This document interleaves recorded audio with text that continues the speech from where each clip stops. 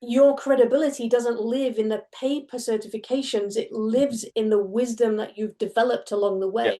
Because if you don't have this process that is uniquely you, and you couldn't change if you wanted to because it's so deeply embedded in who you are, then you end up with this identity paralysis and what I like to call procrastivity. So you are super busy and working your work ethic to the death, and the problem with that is that it pushes your golden era further down the road. It makes you stand out from the crowd because you do things in a way that other people don't, because your brain works in a different way than people's do. And it's like, Mm. well, that's such an oxymoron, if that's even the right word to use, but it's idiotic. So when I say bookends, I mean one thing at either end of the scale.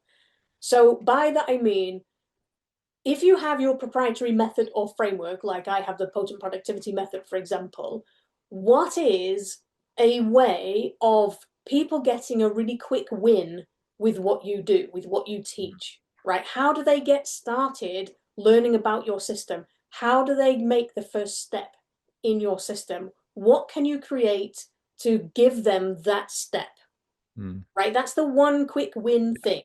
So every book you write is a section of that framework. Mhm.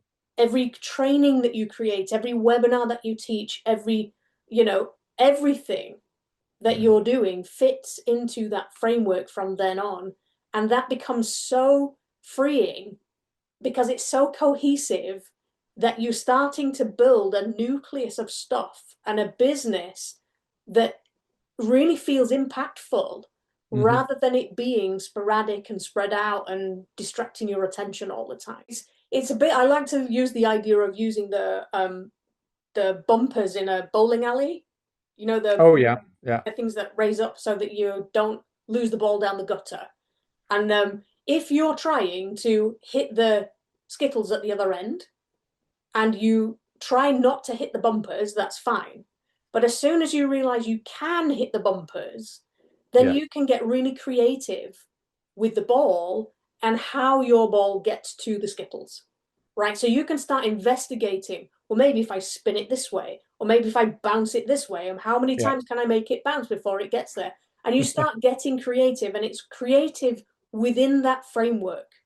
So it's kind of within the chaos, you know. You Yes. can't go deep until you know what your process is.